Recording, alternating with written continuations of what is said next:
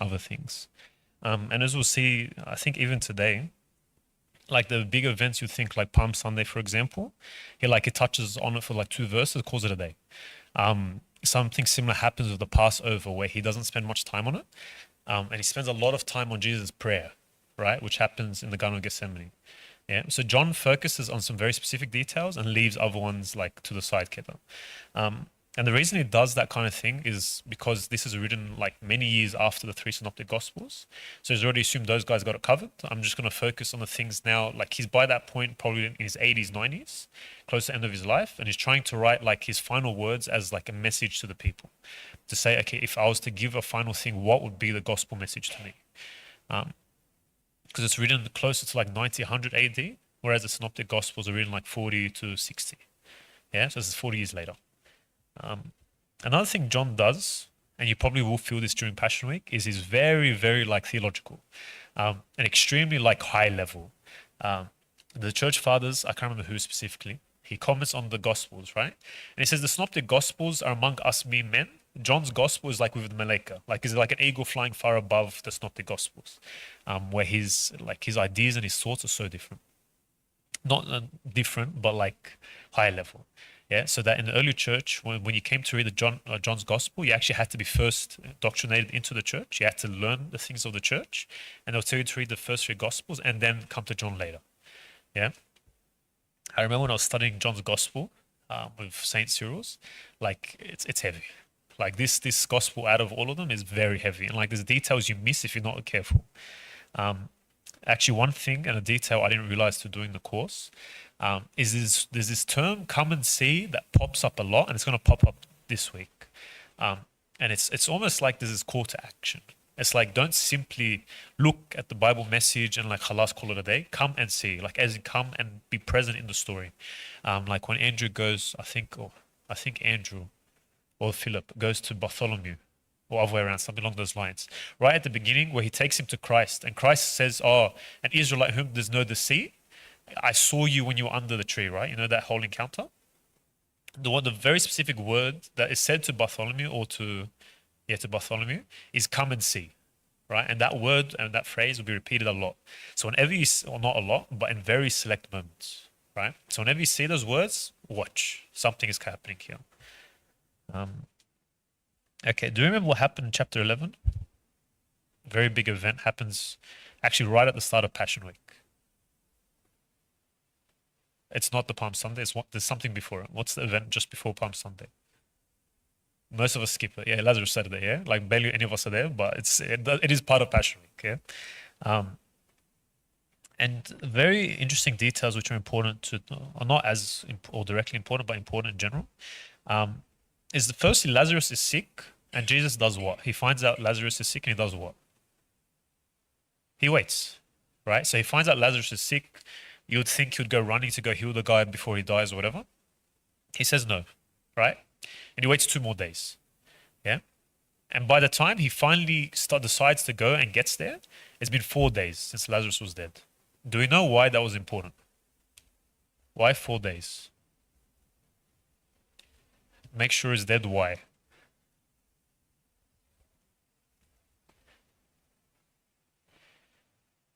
Yeah, so it's actually like a type of the resurrection, but what else? There's something very specific in Jewish culture. Yeah. Yeah, so say it. After 3 days. Yeah, so there's actually, I was doing a little bit of research. There's this really weird thing they did, right? I think it's called, so if I can find the name, it was a weird name. It was like Sherma or something strange like that. Where they actually had a person who would stay guarding the tomb for 3 days, right? To make sure it was guarded while the spirit was still hovering around the body. And then once it's gone, they left, right? Like as if I don't need to guard this anymore. So Jesus actually waits 4 days to make completely sure that there's no one who can question that the guy was dead. So that when he goes to heal him, it's a miracle that's never been seen before, right? Where it's a person who's is completely dead and is risen from the dead. Yeah. And Lazarus actually is like, there's a lot of controversy around him from the Jews, right? So it actually goes into a little bit this chapter where they actually don't like Lazarus because of what he symbolized or what he presented or represented. He represented the fact that Christ performed a very real miracle, like a huge miracle, and he was the living evidence because everyone knew he was dead. Everyone went and saw him die. Everyone saw that he was in the tomb for 4 days, right? And so he was evidence of a big miracle for Christ. So yeah, that's sort of like the background before this chapter. We'll just jump straight into it. Can we please read verses 1 to 7?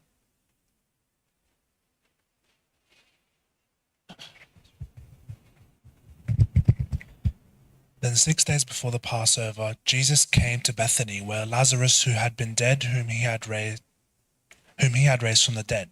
Then they made him a supper, and Martha served, but Lazarus was one of those who sat at the table with him. Then Mary took a pound of very costly oil of spikenard, anointed the feet of Jesus, and wiped his feet with her hair. And the house was filled with the fragrance of the oil. But one of his disciples, Judas Iscariot, Simon's son, who would betray him, said, "Why was this fragrant oil not sold for 300 denarii and given to the poor?" This he said, not that he cared for the poor, but because he was a thief, and had the money box, and he used to take what was put in it. But Jesus said, "Let her alone. She has kept this for the day of my burial." Was that up to verse 7? Sorry, after verse 7. Did I stuff it up? My bad. Yeah, you're good. Okay. So what's happened there? Very simple. What's happened there? So chapter 11, what happened? Lazarus raised from the dead. What happened straight after? Come on, anyone. Very simple. Come on, bro.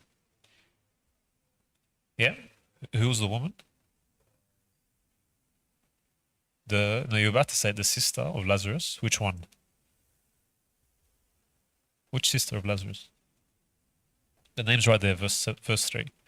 You guys can read, come on. Mary, very good, right? So one of the sisters of Lazarus that comes up to Christ during like they're having a feast sitting Mabad. And she comes and she breaks this very costly oil, right? And then uses it to anoint Christ. And then you have Judas Iscariot, as usual, complaining that there's money to be made and it's not being made, right? Guys just always hustling for some reason. And he complains, and then he says, "Leave her alone. This was for the day of my burial," right? It's a very interesting encounter and a very strange encounter because if you thought about it, right? Like Christ cared for the poor as well, right? And he would have, in some sense, if he had the choice, I think would have said to her, "Save that money and please give it to the poor and help them out because it's more important," right? But he lets this happen, right? He lets this happen. And it's very interesting because you might have heard this before. That kind of oil, that spikenard oil, was saved for a very specific day in a woman's life, right? Does anyone want to guess what that day is? Big wedding day, right? Yeah. So that oil was saved for her wedding day, and she chose to take that oil, something which was very precious, only used once, right? Took that oil, broke the jar or whatever it was in, and anointed Christ with it. Right? Why? Why does Mary do this? It's fairly straightforward, but why does she do it? Think about it a little bit, sorry. Yeah, but why is something so precious? Perfect, right? So her brother was precious to her, and because Jesus had saved someone so precious to her, she thought the only way to repay him is the thing that was most precious to her, or something that was just as precious to her, which was the oil. So she willingly gave it up, right? Something else very interesting happens throughout John's gospel. There's one theme that runs through all of it, right? And it's one that's not as obvious, and it is Jesus the bridegroom, right? Where from the beginning of John's gospel, actually, what's the one miracle mentioned in John's gospel that's not mentioned in others right at the start? Wedding of Cana of Galilee, right? It's only mentioned in John's gospel, right? Which you never think about, but it's only mentioned there, right? And very miracles pointing to Christ as the bridegroom are pointed out by John a lot, right? Christ here is allowing this to happen. I guess, I suspect, I want to take this as doctrine, because he's trying to get them to realize he is the bridegroom, right? He is the bridegroom promised to Israel. When you see throughout the Old Testament, The Messiah is presented as what? Actually, God is presented as who? To the Israelites. Song of Solomon, right? What happens in Song of Solomon? Who's God to them? The bridegroom, right? So they had like this very distinct idea of the Messiah of God being the bridegroom of Israel, right? So Jesus, there's very specific things that happen where he points to himself as the bridegroom, right? In the wedding, who was meant to provide the wine? The bridegroom, right? Like you guys, whoever's getting married here, like you have to organize, like you have to pay for the mish'at of mean and this mish'at of air to get the wine on the table, whatever, right? There's a bunch of things you have to pay for, right? One of the things was the bridegroom. Oh, sorry, one of the things it was the wine, right? The bridegroom had to make sure the wine is provided for, right? So Christ, when he performs that miracle, does something the groom is meant to do, right? Where he provides the wine for the feast, provides the best one. Yeah, like the guy who's managing the feast was shocked. He's like, why did you say this? Like, these guys are drunk now. Like, why are you giving them the best one when they can't taste it? Yeah, it's literally what happens. Yeah. And he does this, like, a very specific thing he lets happen.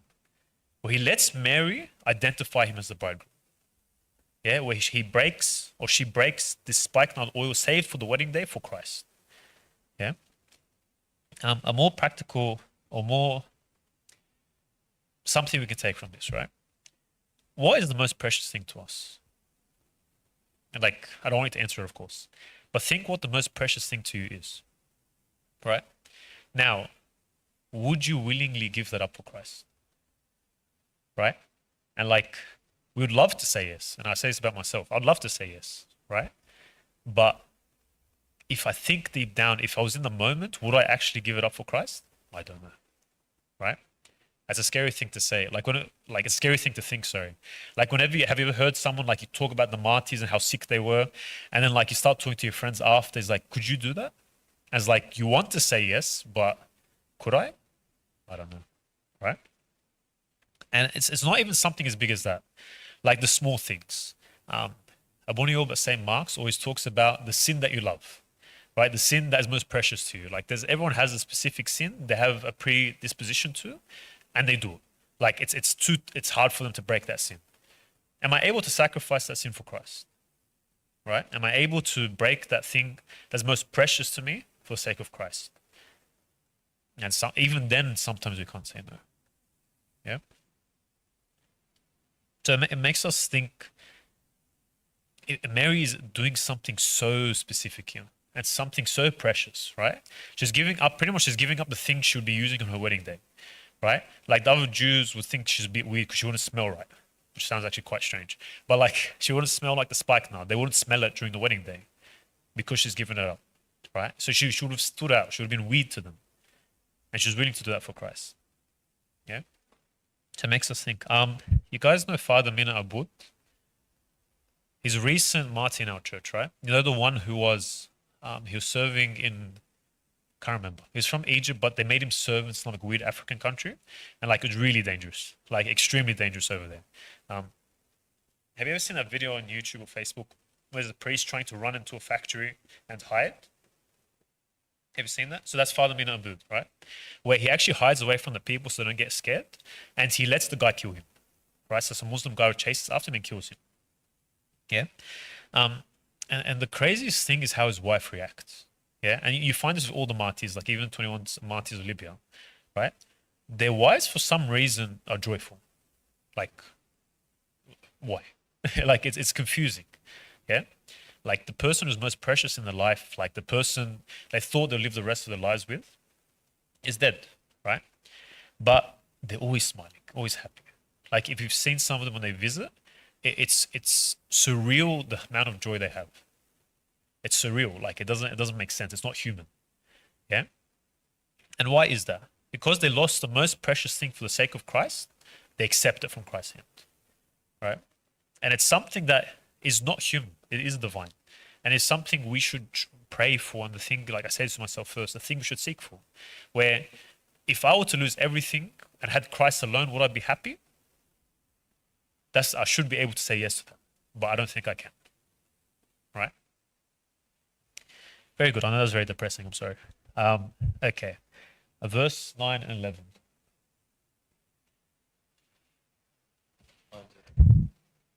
Sorry. 9 to 11, you said? Yeah. Now a great many of the Jews knew that he was there, and they came, not for Jesus' sake only, but that they might also see Lazarus, whom he had risen from the dead. But the chief priests plotted to put Lazarus to death also, because on account of him many of the Jews went away and believed in Jesus. Okay, so what's happened? So Lazarus in the last chapter was raised from the dead. Beginning of this chapter, his sister Mary comes and breaks the spikenard oil for Christ to anoint him. And then what happens straight after? Like, what do we just read? Yeah, so I want to kill Lazarus. But what happened? A bunch of the Jews heard what happened, right? So then a bunch of them came to see, it's like, there's no way on earth this happened. Like, it's like, imagine, I can't think of anything similar nowadays. Like, for example, the Luka trade or Doncic. Yeah, that trade was crazy, right? No one believed it until they saw him in Lakers colors. They're like, what on earth is going on? I'm sorry, basketball reference. I'm very sorry. Yeah. They didn't understand until they saw him in the colors. They're like, that makes zero sense. He's like our franchise player, and the guy got traded to the Lakers, right? It's equivalent. It's like, I won't believe this till I see it happen, right? I have to see this, yeah? So all of them went to try and see Lazarus, right? And what's their reaction? Like the Jews, some of them go and snitch, literally. Like they go back to the Pharisees and the chief priests and tell them this is what happened, right? And what's their reaction? I think do we keep reading? No, sorry. Actually, it's just in verse 10. They plot to kill Lazarus. Like, how does that make any sense? Like, you just got the miracle verified. The reaction is not to say, okay, something is special about Christ and accept it. The response is to say, nah. Let's just get rid of the evidence. Like, doesn't make sense, right? Sometimes when we realize who Christ is, we are scared to accept it because then we know there's a cost, right? The best way I can put it is something C.S. Lewis said, actually. I'm going to paraphrase, sorry. I won't be able to say it as well as he did. But he talks about how we sometimes go to Christ to fix one sin, right? To fix one problem with us. But for Christ, it's not enough, right? We're happy for him to just fix the gutter and call it a day and leave us alone. And we say, okay, we're good people now because we fix this one sin. But if you let Christ have his way, he won't just fix the gutter. He'll change the door. He'll change the doorpost. He'll change the frame. He'll change everything. Like he'll add a story that wasn't meant to be there that you didn't think should have been there. Like he'll change the whole thing completely, right? And sometimes that cost scares us, right? It scares us the fact that to follow Christ, I have to change, right? And not just change the thing I want, but to change the things he wants. And that's a huge cost, right? Like imagine for the scribes and the Pharisees, if you were to recognize Christ as God, as the Messiah, what does that mean for them? Firstly, they lose their power, right? Secondly, it will mean that the Romans now have a target, right? Because they realize there's a king among the Jews, like now something's up here. The Jews are now a target. So they've created a target for themselves, right? Part of that, like that status might have been money, might have been a bunch of things, right? They realize when Christ is there, if he is who he says he is, and he seems to be who he says he is, it's a huge cost to them, right? And actually, they read it, I don't know if it's here. But we talk about it's expedient, actually it's later in the chapter. We talk about it's expedient that one person dies for the sake of the people, right? That's them afraid of the Romans, right? Because they're afraid the Romans are going to come and kill them now because Jesus looks like a rebel who's going to revolt against them, which is funnily enough what they wanted anyway. So I don't know, I don't know. But it was a huge cost to them. It came as such a huge cost, they weren't willing to accept Christ as the Messiah. And for us, Yani, like, there's a cost, right? There are many times where God, I'm happy. You do this one thing for me, I'll be happy and I'll call it a day, I'm good. But then we realize, no, there's so much more I didn't recognize in myself that needs to be fixed. And sometimes that scares us from following him more, right? Because we realize just how far we are off the mark, right? But don't be afraid. Don't be like the Pharisees. Keep going, right? Be willing for God to fix the whole house. Sorry, we'll speed up after this. I'm sorry, dragging a little bit. Okay, can we read verses 12 to 19?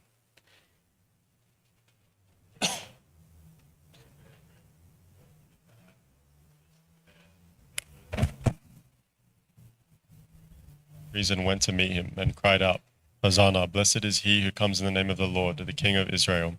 Then Jesus, when he had found a young donkey, sat on it, as it is written, Fear not, daughter of Zion. Behold, your king is coming, sitting on a donkey's colt. His disciples did not understand these things at first, but when Jesus was glorified, then they remembered that these things were written about him, and that they had done these things to him. Therefore the people who were with him, when he called Lazarus out of his tomb and raised him from the dead, bore witness. For this reason the people also met him, because they had heard that he had done this sign. The Pharisees therefore said among themselves, You see that you are accomplishing nothing. Look, the world has gone after him. Now there were certain Greeks among those who came up to worship at the feast. You're William. You're okay. No, you're good, man. Yeah, so it's very short, right? So the Palm Sunday account, like it's a lot longer in Matthew and Luke. Here it's extremely short, like there's not much detail. The interesting detail actually, and the one that John mentions, the others don't, is that one right at the end, right? Where it says, the Pharisees therefore said among themselves, You see that you are accomplishing nothing. Look, the world has gone after him. So again, actually it happens because of Lazarus, right? So Lazarus, the miracle happens to Lazarus. Then pretty much the next day he goes into Jerusalem with this great like procession, and they're starting to get even more scared, right? Like what they realized was going to happen is coming to fruition, right? So they're afraid. It's just very interesting to know, and I think every time it comes to Passion Week, we mention this. Look how the week starts, watch how the week ends, right? However, one week, how fickle these people are. Like they're praising him as God because they think he's going to save them from the Romans. They realize he's not going to, and they kill him. Right? Yeah. Anyway, yes. Verses 20 to 26.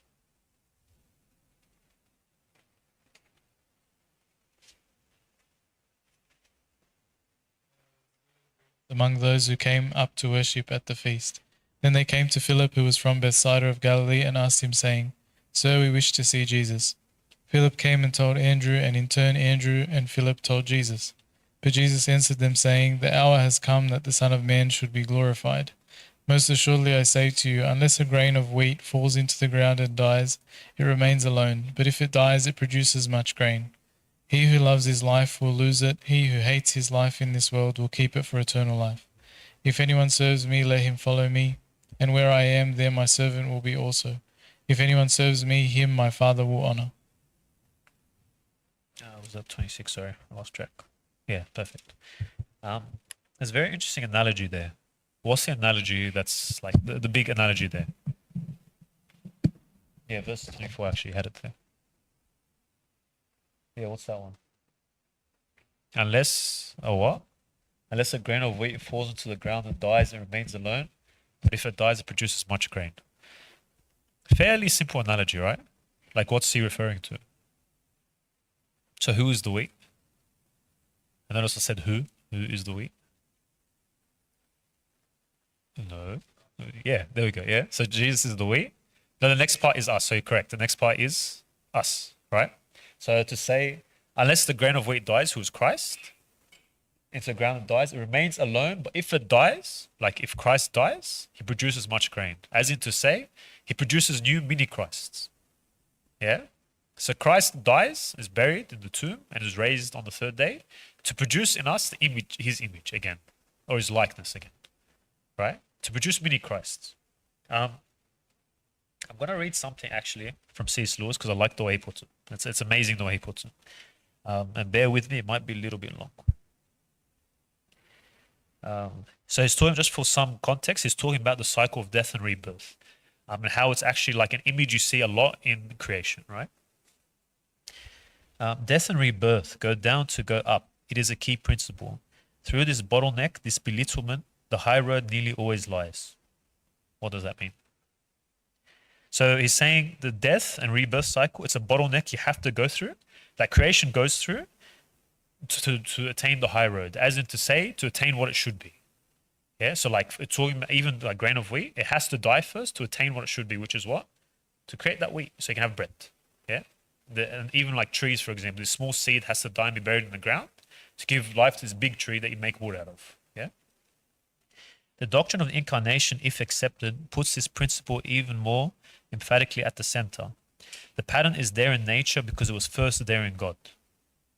What's he said there? The pattern in nature is there because it was first there in God. All the instances of it which I have mentioned turn out to be but transposition of the divine theme into a minor key. I am now referring simply to the crucifixion and resurrection of Christ. A lot of words there. What's he said? Right? What's he said there? If you can remember one line just from all of that, the pattern is there in nature because it was first there in God. Right? As in to say, Christ is the first. Yeah, Christ is the first. So when we look at Christ, we sometimes think of him as the second Adam. We think of him as he comes to fix. Yes, he comes to fix, but it's not because he's created a new image. It was simply his in the first place. Right? So talking about the cycle of death and rebirth, something has to die for it to be revealed. Christ presents the image in creation. Right? He's implanted this image on all of creation. Right? Have you heard of the I forget what it's called, the corn god?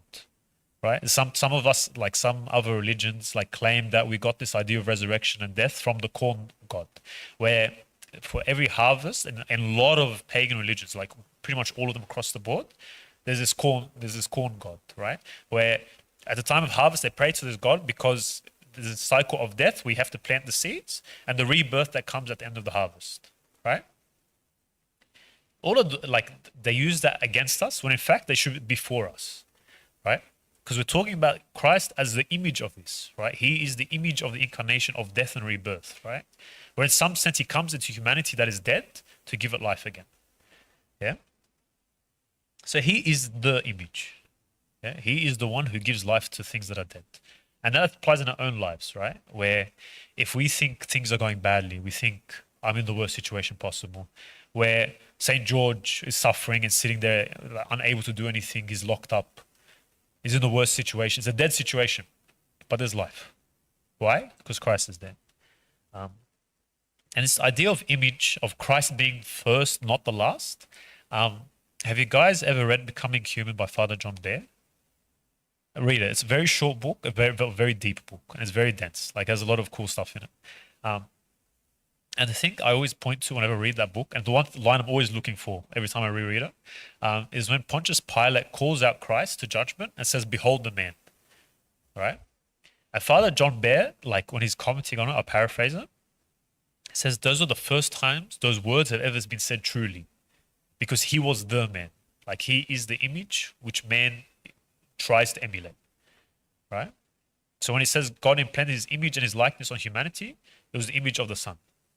Right? The image of the Son was implanted on us. So when he comes out to be judged and he says, "Behold the man," it's the first time it's ever been said truly. Because he's the true Adam, not the second Adam. Yeah? That might have been a lot. Does that sort of make sense? Do you have any questions about a specific idea?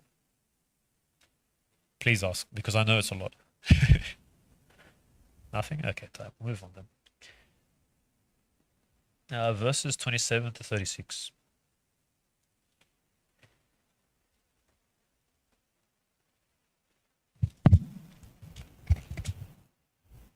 Now my soul is troubled, and what shall I say, Father? Save me from this hour, but for this purpose I came to this hour. Father, glorify your name. Then a voice came from heaven saying, I have both glorified it and will glorify it again. Therefore the people who stood by and heard it said that it had thundered. Others said, an angel has spoken to him. Jesus answered and said, the voice did not come because of me, but for your sake. Now is the judgment of this world. Now the ruler of this world will be cast out. And I, if I am lifted up from the earth, will draw all peoples to myself. This he said, signifying by what death he would die. The people answered him, we have heard the law that Christ remains forever. And how can you say the Son of Man must be lifted up? Who is the Son of Man? Then Jesus said to them, A little while longer the light is with you. Walk while you have the light, lest darkness overtake you. He who walks in darkness does not know where he is going. While you have the light, believe in the light, that you may become sons of light.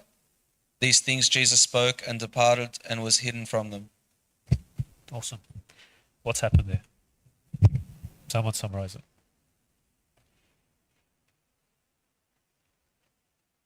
Anyone?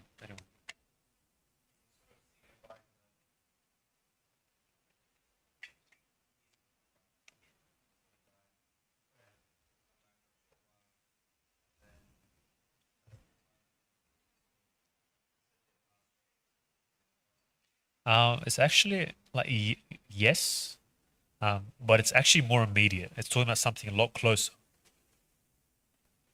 So think about the analogy we spoke about in the previous bit. He's talking about unless a grain of wheat dies, it cannot give, I'm paraphrasing, give life, right? And then you have this thing happen, right? And what happens here? Like, don't even interpret it, just literally what happens here. So Christ is saying the hour is to come, right? The hour is to come, and he's like, actually like worried about it, yeah? And he's like, Father, glorify your name. Why is he telling his Father to glorify his name? So he feels comfort. Like to remember who's ultimately in charge. It's a very human emotion, right? Like even with us, like when things go wrong, we want to know God's in charge. We don't want to feel like things are just happening. We want him to know he's in charge so he can fix the situation, right? So Christ says, Father, glorify your name. Then a voice came from heaven saying, I have both glorified and glorified again. So he gets his response from his Father, right? And what happens after that?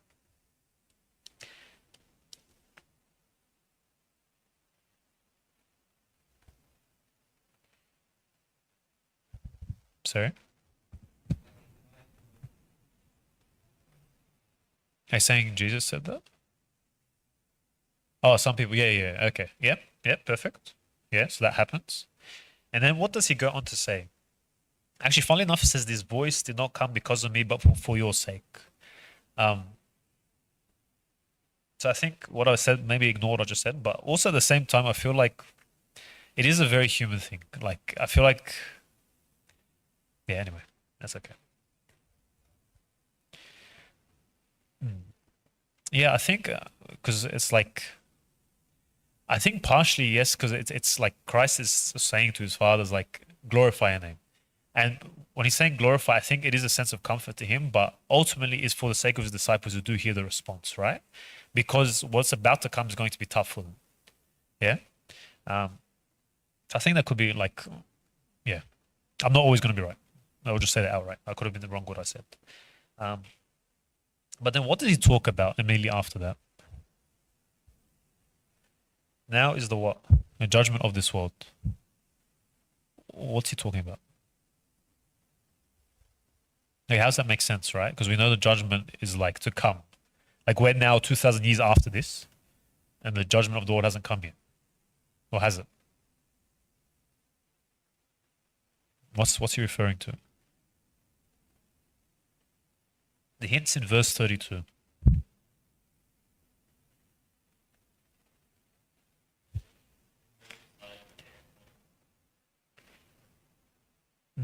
And whence he lifted up.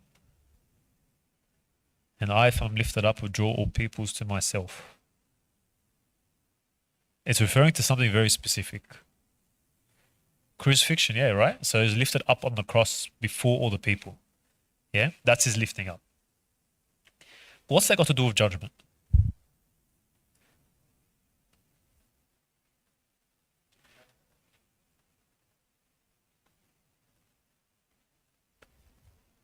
So he brings salvation. But why are salvation and judgment connected?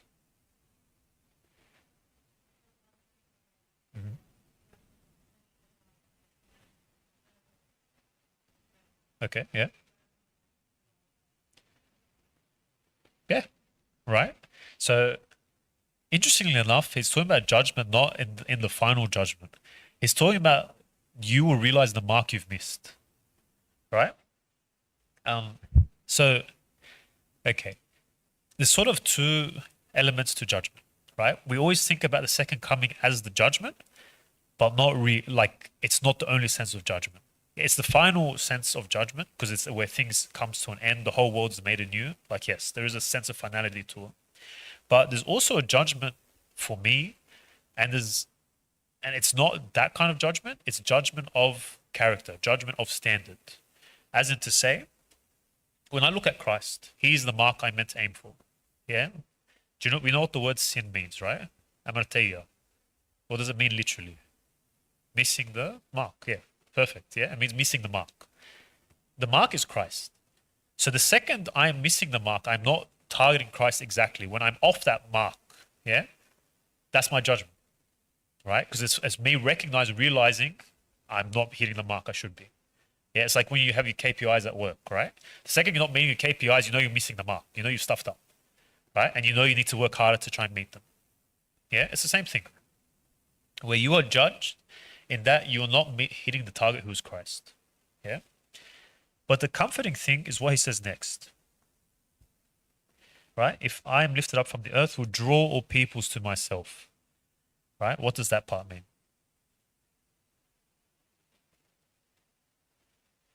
What does that mean? What happens in the crucifixion then?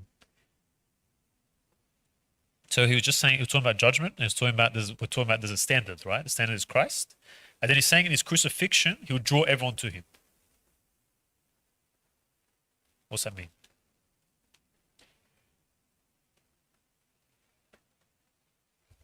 There'll be what, sorry? Known by the cross? Yeah, definitely. Because for us now, like the cross is a sign of power, right? We're drawn to the cross. Even our churches, we have a cross right up the front. Right? True. But what else? That in his crucifixion, actually, okay, when Christ dies, what happens? Like instantly, like immediately what happens? It's not written in the Gospels. Actually, no, it is mentioned, but like it's not written explicitly. He does what? He goes down into Hades and does what? He opens Hades and does what? Takes up. Yeah, it takes up the people who were righteous before his crucifixion. Right, so he goes up and gets like Adam and Eve, he gets Noah, he gets Abraham, Isaac, Jacob, he gets all these heavies and he brings them back up. Right? Is that God's judgment? What's he doing? Like in his judgment, his crucifixion, he's actually drawing people to him, trying to say, I know you have missed the mark. Right? Because none of us, like if you think about it, the mark is so hard to hit. Like there's no human living that can be Christ, right? That can hit that mark perfectly. So what's he trying to say? Comfort. It's like if you draw yourself to me, if you come to me, that is your mark. That is your answer. Right? And in his crucifixion, he draws everyone to himself. Why? Because he bears all their sin. Right? Have you heard of this idea of like now and not yet? Like the kingdom of heaven is here but not yet. Salvation is here but not yet. What does it mean? They were given an entry into salvation. We're given a taste of it. We're given the ability to actually attain salvation here and now. Right? But its full fulfillment is yet to come. Yeah? So Christ in his crucifixion, if you are willing to align yourself to him, yeah? No matter, like, yes, you will sin, yes, you will stuff up. But if you try and hold on to him and you draw yourself to him, you're saved through him. Right? Abuna Anthony at the monastery, when he talks about like an analogy of the crucifixion and the resurrection, what it does for us, think of it almost as you had death, right? And there was no way for us to go from death to life, right? So like there's almost like a huge wall that was infinite in size. You couldn't cross it. You couldn't go anything. And this was dividing you from life. And then Christ comes and punches a hole straight through that wall that if you follow him through that hole in the wall, you make your way into life, right? Like he's the first person to make his way from death to life. And all you need to do is follow him to get there. Right? Of course, the narrow gate, the narrow path, the narrow way. Yes, all of these things apply. But if you're sincerely trying to follow him there, he will take you there. Yeah? Okay, so try and not go over time too much. I'll try and summarize some things quickly.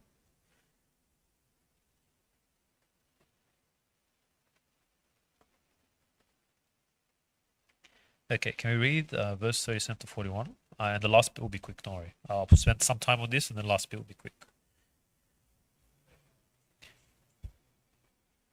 Yeah, I don't think it's on.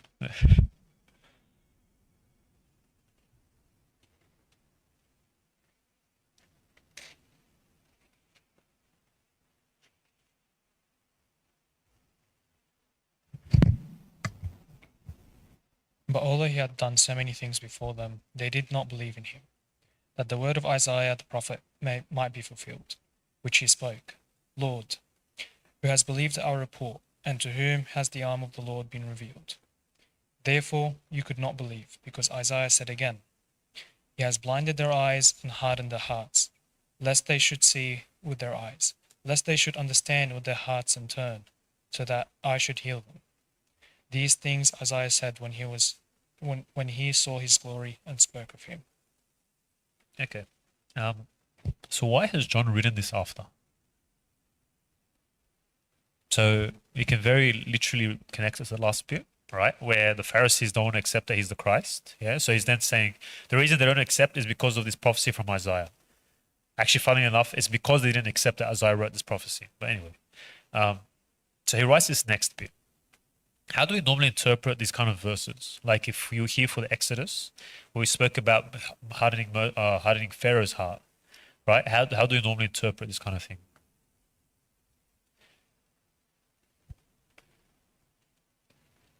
When it says God hardened Moses' heart, how do we normally interpret it?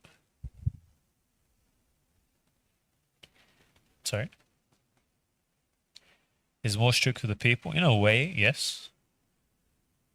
Yeah. But go on that thought a little bit. Is it God is gone out of his way to say, no, you're not going to be saved no matter what, I'm going to harden your heart, like stuff you? No, it's not that. So then what is it? Why is it written that way? Because by God drawing himself away from what's happening, to drawing himself, his grace away from the person, he leaves them to their own devices. It's him hardening his heart, right? Where it's like he's khalas, like you want to do this thing, I'm going to let you do it. I'm not even going to try and fix you, right?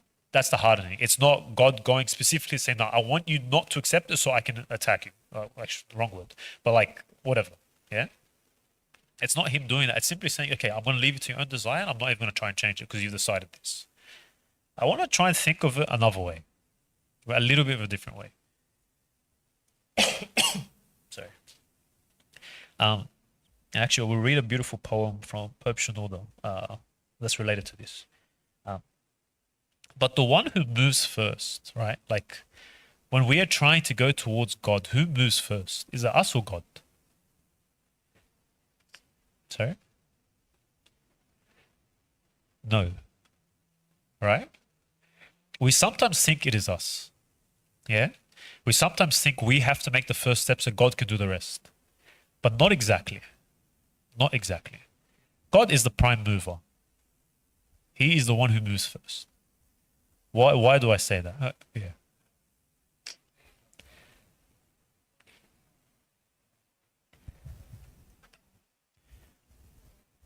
If it was just to say God has to move first, yes. But I'll add bits to it, right? So what does it say? I can't remember where actually, forgive me, I forgot. But we stand at the door and knock. Right? It talks about Christ or Jesus or God standing at the door and knocking. That's him moving, right? That is him there first knocking at the door saying, let me in. Right? From the beginning, he is there waiting for you. Right? It's not him. It's not like we move and then God decides, oh yeah, the guy's moved. Yeah, you know, I'll finally help him. No. He's always there ready to help. Always there. He's the one who moves first. He's the one knocking first. Yeah? And then we respond. Yeah? And then we respond. The part we play is not to make the first move, it is to accept. Right? The part we play is to accept God's grace in our lives. To accept that he was there knocking the whole time and I opened the door for him. Right? To accept that he wants me to pray. That's all he wants me to do. And he will willingly come and talk to me. He will willingly allow me to hear his word. Yeah? Like a lot of the time we think it's us, but no. Even from the start of the process, it's God. Right? All we're doing is accepting. Yeah? Like we're little, like, what's the best way to put it? When a little kid stuffs up, right? The parent is always there trying to get the kid to say sorry. He's trying to teach the kid the very basic movements. Like the kid doesn't understand these things yet, right? Like it's the parent going to the kid and saying, like, just say sorry. Just say sorry. And like it'll be like, I don't know, the kid upset the dad pretend to be upset, but he's always there willing to accept and the mom comes to try and help. It's not a perfect analogy, but like you get the idea, yeah? Where the mom is teaching the kid how to say sorry and all he has to do is say sorry and the dad who's always there, happy to accept him, accepts him. right? It's not like the dad's like, okay, I might have to think about you saying sorry first, and then give me like a few business days. I'll get back to you and see if I accept your sorry. No, like he's there from the start. Yeah, all he requires you is to just do that. Just say the sorry and you're done, right? That's not even a move. That's nothing. I've done nothing. Yeah, he's even like, if I take the analogy, like say, think of the Father as God the Father, and then the mom in the situation like the Holy Spirit. The Holy Spirit is trying to get me, yalla, do something. Like go back to me. Like that's all you need to do. Yeah. Even God is in the whole process. The whole process from the start to the finish. Yeah. The reason I don't like saying that we make the first move is because we give ourselves too much power in the situation. We think we're the ones who ultimately decide. No. God is always there. He's the one who's decided from the start to die for me. He's the one who's like, even when we were in sin, like St. Paul writes, even when we were in sin, Christ died for us. Yeah? I didn't make a move there, yeah? I did nothing. Like, and then Jesus still came and died. Yeah? So it was never me. Like, I was never the one to step first. I'll just read, so it's already 8:55. So I think I'll read this poem, then we'll read the last few verses and then finish off. But I have to read you the poem because it's beautiful. And if you guys actually want the words, it's quite long. I can send it through into the chat if you guys want it. Yeah, I can send it through to Mark and he can put it in the chat, whatever. But there's one beautiful bit I'm just going to read out. So the poem is called "Return to Me so that I return to you." Lord, I often fall and stray away from you, and you say, "Return to me so that I return to you." You say, "Return to me so that I return to you." And I wish to discuss this matter with you. How do we return to you? How do we return to you if you do not return to us? You return to us so that you could return us to you. I mean, with which do we start? Is it us that return to you, or do you return to us so that you can return us to you? A lot of return us, and yeah, I know, there's a lot. In the parable of the lost sheep, it was not possible for this lost sheep to return to you.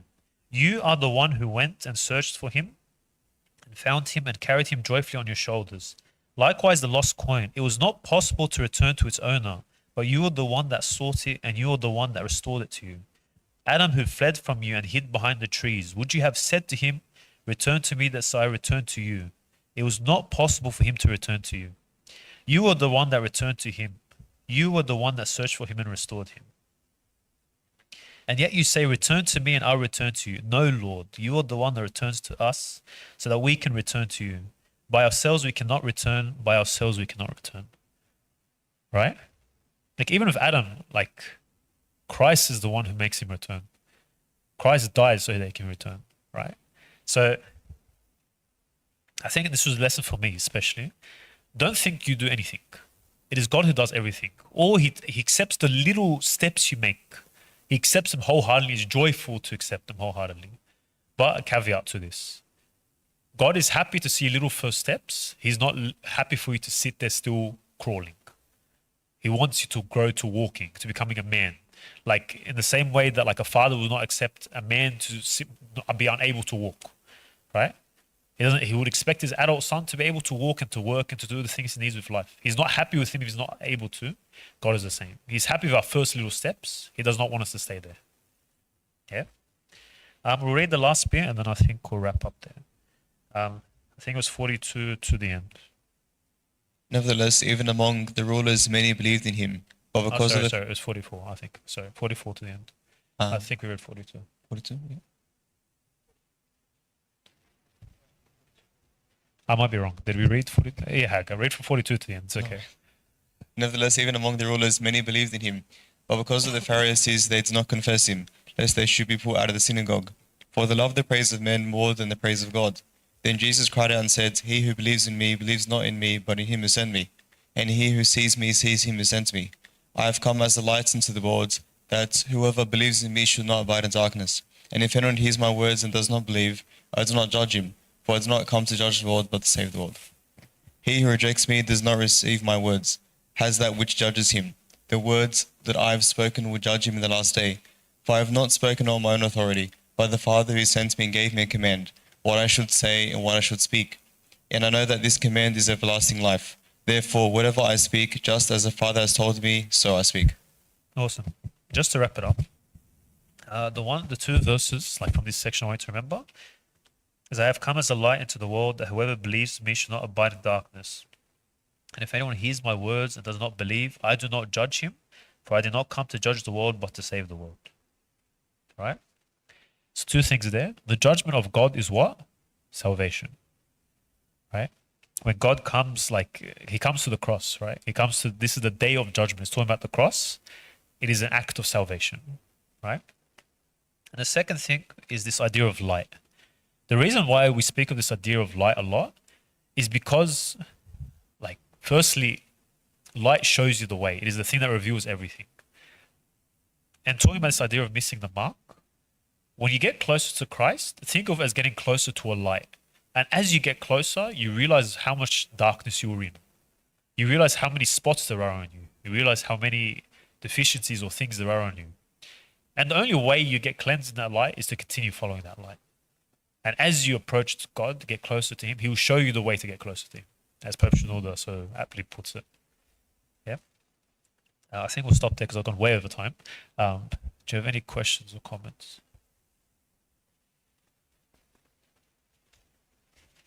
Mario, did that thing make sense? Yeah.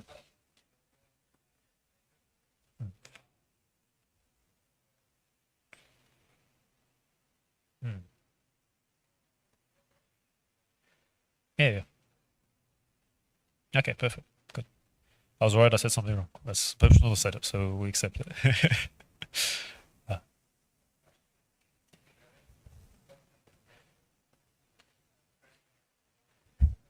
Hmm.